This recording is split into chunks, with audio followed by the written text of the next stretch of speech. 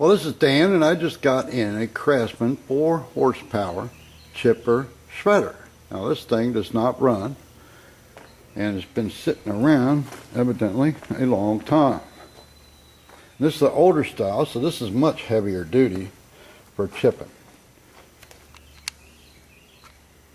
Alright, so I'm going to assume, let's just assume, that the carburetor's been sitting, so it's going to need totally redone and cleaned up.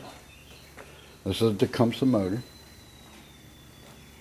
And let's assume that your coil pack, I call it, is going to be corroded. Your flywheel is going to be corroded. And so we're going to need to pull this puller off of here. Because the first thing we need to do, and what I already did, is I pulled this. Alright, now I know the motor's free. Got compression, and everything seems to be moving smoothly. Now if you go to pull that and it's on yours and it doesn't turn, well then this thing here might have a clog in it. You know, clean it out. Look down inside there, and you know, look inside where the actual blades are. Well, some of these are different, they got blades underneath, but you know, look in there and see if there's any obstruction. Now, if you don't have an obstruction, I'm going to post up a video up how to free a frozen motor. But right now we're going to move on because we got to remove this carburetor, remove this gas tank so that we can remove the cover, the pull string cover, so that we can get in here and clean all this up. I've already drained the gas. Now be careful when you drain the gas, it's very flammable, and we'll move on. Now we have pulled this pull string off of this, and there was 3 bolts on the top, as yours will have, 2 bolts on the side, 1 on this side, 1 on that side, and there's also a little cover with a small bolt that needs to be removed too.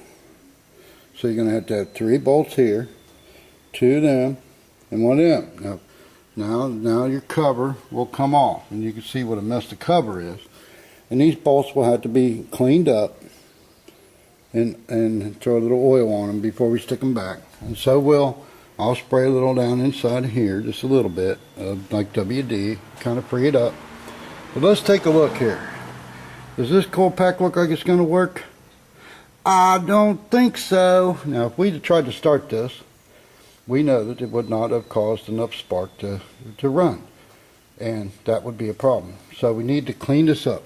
Sandpaper will clean that up, and your coil pack, your actual coil pack here, is going to have to be removed, and those tips right there on both sides are going to have to be sanded down nice and clean on the edge there. I can't get you a shot, but it's up under there. You'll see the little edges because they ride on this thing here as it turns and cause a spark, which goes right up to the plug. Next, we're going to remove this carburetor. Now we have removed the carburetor. As you can see, it's a dirty mess. We're going to take it apart and rebuild that. But there that is. Now the bolts that held it in are hex and nut bolts. And be careful taking them off. You don't want to strip them out or tear them up in any way. And then you had your filter, which is attached to this. You loosen the screws up and turn the filter. It came off, and there was water in it, so that's not good either, right? Now, these 2 little screws here are also hex nut Phillips, and they held this piece on. So that had to be removed also. Alright. So now we've got to clean the carburetor. We're going to clean the magneto, or coil pack as I call it, and we're going to pull that plug and check it and clean it. You know, because might as well, because it's been sitting there a while too, and I just feel better. And don't forget your little control arm here. A little dirty, but you know, don't forget that. Now we've got the coil pack off. And as you can see, That's what needs to be cleaned. All three of them areas need to be cleaned. Clean them up, sand them down, make them shiny. Here's your bolts. They came out. Make sure you saved them and take care of them. Like I say, you know, you should have a box or two or three little boxes to keep your parts in so you don't lose them and know where they go. And you can watch this video, and that way you can see what parts you need to have and where they go. Because I am going to have to put this back together. Now here's our carburetor. Now we're going to have to remove this piece here. We're going to have to remove this thread. So let's remove the thread first, because we want to clean this up before we take the ball off, so that none of this dirt around the carburetor gets involved with our job. So let's remove this thread. And that's going to take 7/16 on one side, and I do believe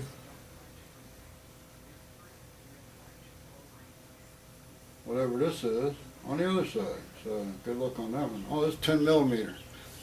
It might not be a 10 millimeter on you, it might be a 3/8. But let's get that thread off of there and then start scraping this off and cleaning it before we get it in our cleaner. Because once it hits the cleaner, that dirt's going to get in there and ruin your cleaner.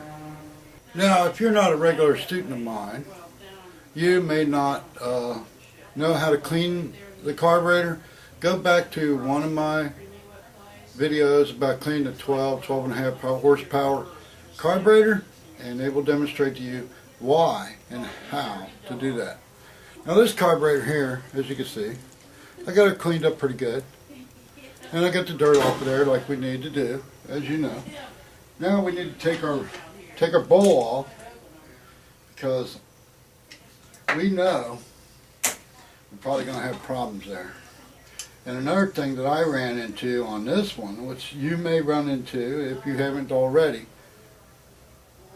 I ran into it and I want to show you what that is right now.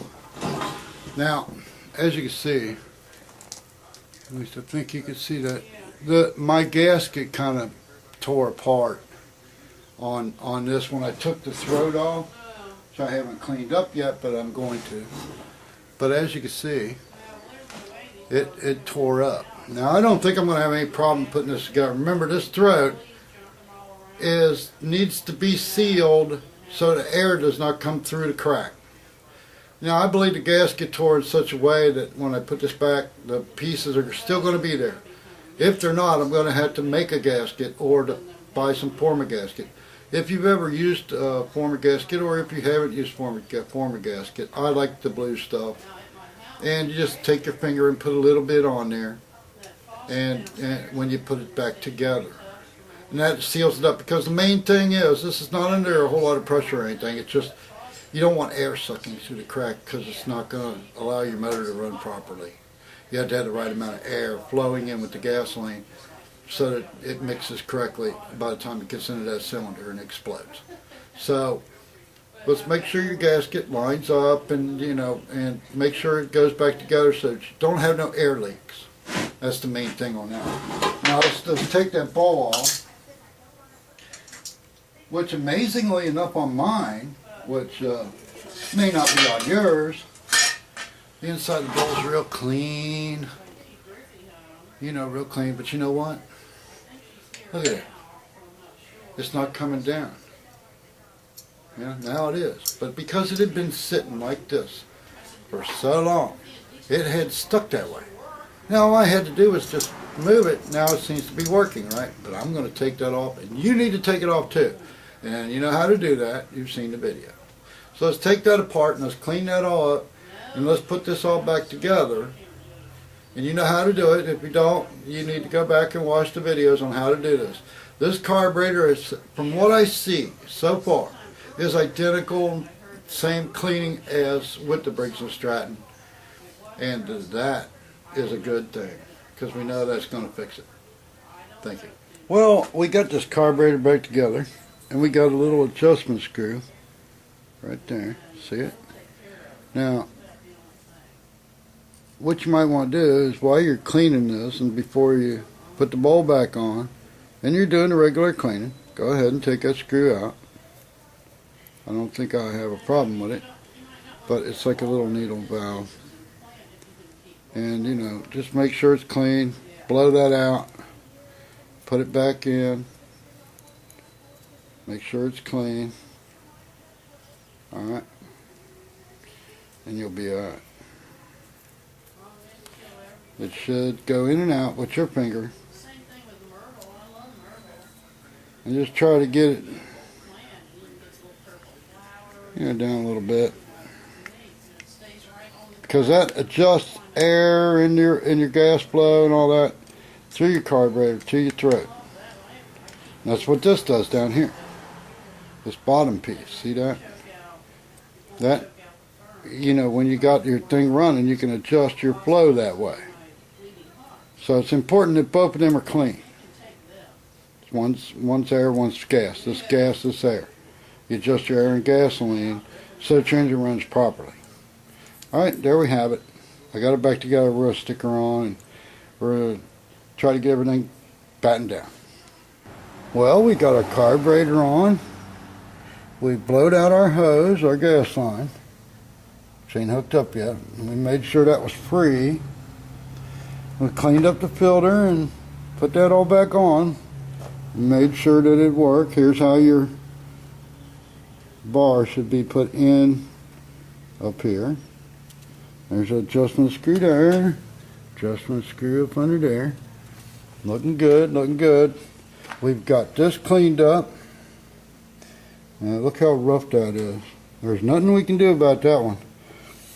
But this cleaned, the coil pack cleaned up good. That should put out a spark. And we're going to put this all back together after cleaning this up. Because it's just plain old dirty. Alright, that's what we're going to do next. And we're going to try to get this thing running. Well, I've got it rebuilt. I do believe we're going to start her up. And I'm going to show you what she'll do to a fancy broom handle. Pretty heavy handles these are.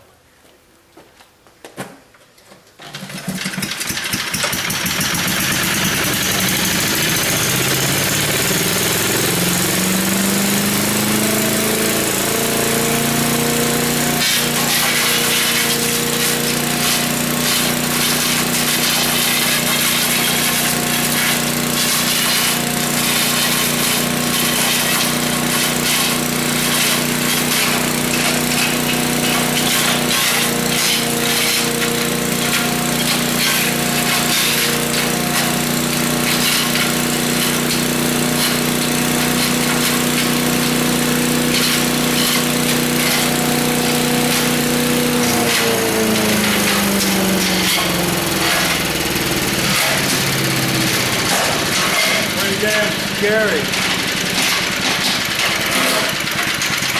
It says to wear goggles.